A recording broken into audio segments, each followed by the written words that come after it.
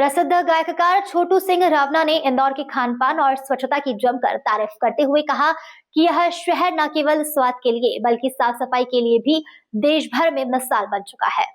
इंदौर प्रवास के दौरान आयोजित भजन संध्या में उन्होंने कहा कि अब समाज में सकारात्मक बदलाव देखने को मिल रहा है। लोग अपने जन्मदिन और पारिवारिक आयोजन पर बाबा श्याम के कीर्तन कर रहे हैं, जो इस बात का संकेत है कि युद्ध की सोच बदल रही है और वह भारतीय संस्कृति की ओर लौट रहा है। छोटू सिंह राणा ने अपने संबोधन में कहा कि 3 बाण और लक्ष्य राज जैसे विषयों पर उनके उपदेश का उद्देश्य केवल भाव था। उनमें किसी प्रकार का राजनीतिक संदेश नहीं था। जैन जी और राहुल गांधी को लेकर पूछे गए सवाल पर उन्होंने कहा कि राहुल गांधी अक्सर मजाकिया अंदाज में बातें करते रहते हैं। वह मैथिली ठाकुर को बीजेपी द्वारा टिकट दिए जाने के सवाल पर उन्होंने कहा कि यदि उन्हें मौका मिला तो वह भी समाज सेवा और संस्कृति के लिए आगे आएंगे, जैन जी का आशीर्वाद लेंगे। प्रधानमंत्री नरेंद्र मोदी की तारीफ करते हुए छोटू सिंह रावना ने कहा कि निश्चित तौर पर वह देश के लिए अच्छा काम कर रहे हैं।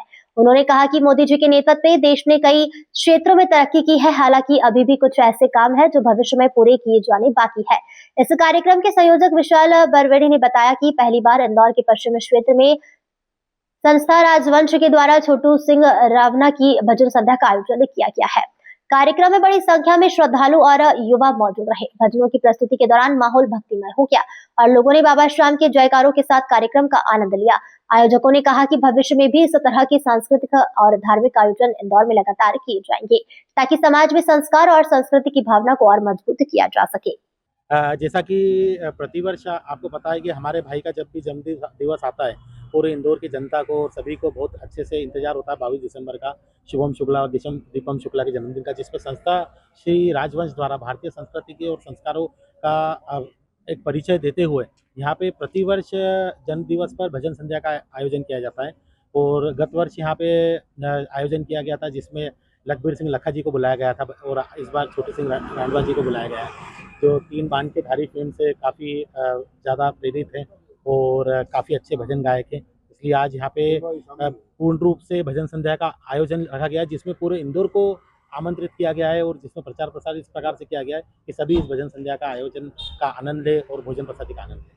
पहले तो इंदौर को प्रणाम मेरा। इंदौर बहुत अच्छा लगा। आपने कहा स्वच्छता में नंबर 1 है, मैं तो कहता हूँ स्वच्छता और संस्कार दोनों में ही नंबर 1 है, क्योंकि इंदौर में मेरी तीसरी जन्मदिवस की सत्संग है। तो ये अपने आप में अच्छी बात है कि युवा आज अपने इस दौर में जैन जी के समय में जन्मदिवस बाबा श्याम के कीर्तन के साथ मना रहा है। तो इंदौर सिर्फ स्वच्छता में आगे नहीं बल्कि संस्कारों में बहुत आगे। मैं इंदौर को खूब, युवाओं को विशेष करके, और इंदौर को प्रणाम करता हूँ। भैया इंदौर का पोहा जलेबी और काफ़ी कुछ चीज़ें पसंद है। इंदौर आपका चूँकि दूसरा राउंड है इसी सप्ताह, तो क्या आपको सबसे अच्छा खाने में क्या लगा?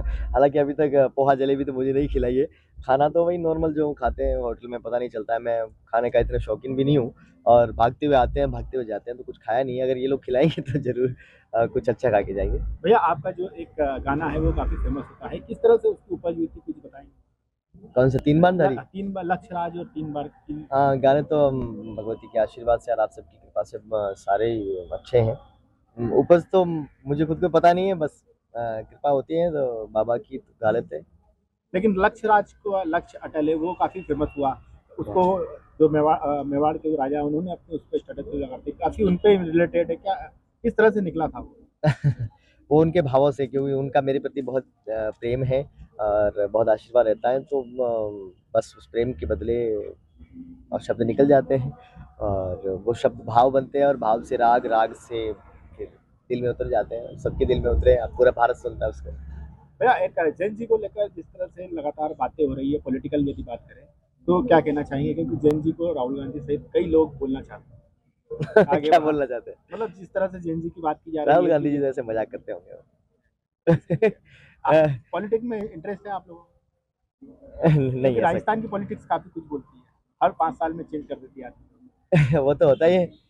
चेंज अच्छी बात है, चेंज होना चाहिए। चेंज होती है तो थोड़ा बहुत सेवा करने का अलग अलग लोगों को मौका मिलता रहता है। आप मुझे कहा आपने कि आपको राजनीति में इंटरेस्ट है, मैंने कहा राजनीति में तो नहीं है, सेवा करने में जरूर विश्वास रखते हैं। मैथिली ठाकुर को जिस तरह से मौका मिला, क्या आपको भी जिस तरह से मौका मिलेगा तो क्या सेवा करें? जरूर करेंगे, क्यों नहीं करेंगे। सेवा करने का मौका मिले, इससे अच्छी जगह और क्या हो सकता है, जहाँ आप कुछ पावर में रह के कुछ कर पाए लोगों के लिए, अपने हाथों से, अपने शब्दों से, अपनी बातों से, अपने विचारों से, आपने कहा जैन जी, तो क्या पता जैन जी के आशीर्वाद से या हम सब मिलकर कुछ ना कुछ अच्छा कर पाए। भैया एक आखिरी सवाल था, जिस तरह से लगातार जो देश में लगातार अलग-अलग तरह के मुद्दों को लेकर लोग बात करते हैं, नरेंद्र मोदी किस तरह से काम कर रहे हैं? क्या उसको लेकर क्या कहना अच्छा कर रहे हैं, बहुत अच्छा, उनसे अच्छा अब क्या हो सकता है।